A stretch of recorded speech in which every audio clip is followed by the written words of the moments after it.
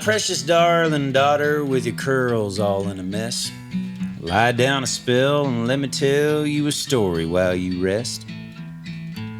It's a tale about a couple of sprouts, each grown from a tiny seed. One was a baby oak tree, and the other was a weed. Spring came with its heavy rain, and that weed got an early start. He grew up quickly, but he was prickly and hollow in his heart. That oak tree, he was tiny, just a twig and not much more, but there was something strong about him, something sturdy in his core. Well, summer came and that weed was the biggest, baddest thing around, soaking up all the water while everyone else was turning brown. He was quite the sight at his height, right near 6 feet tall, and all the pretty wildflowers loved him best of all. Ah, but then summer turned autumn, the green leaves turned to gold. One clear night when the moon was bright, there came a freezing cold. A killing frost crept across that meadow and cast its spell, and in the morning there lay the weed, withered where he fell. Well, winter that year was bitter, cruel and icy cold, and the snow piled up in drifts along the fence line by the road. And if anything was living, it was hidden out of sight, hunkered down and hoping just to make it through the night. Da da da da da da da da da da da da da.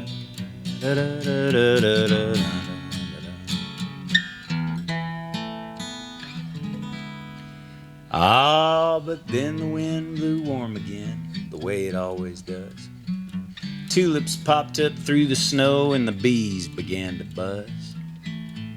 That weed that once had been so tall was now just a memory, but there where once a twig had been, now stood a young oak tree. He kept right on growing, grew up straight and true and tall, and every spring he watched those weeds come up just to wither in the fall.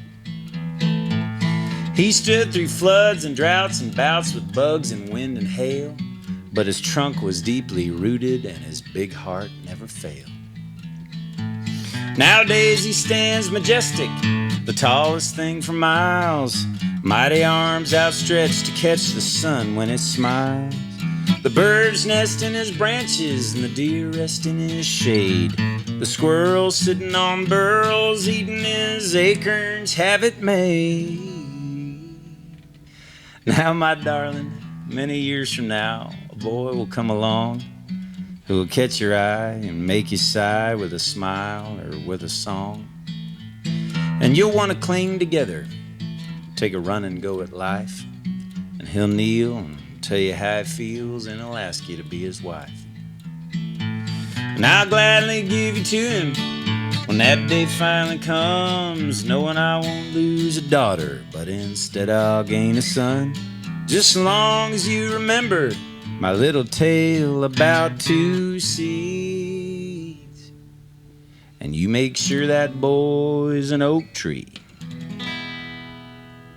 not a weed.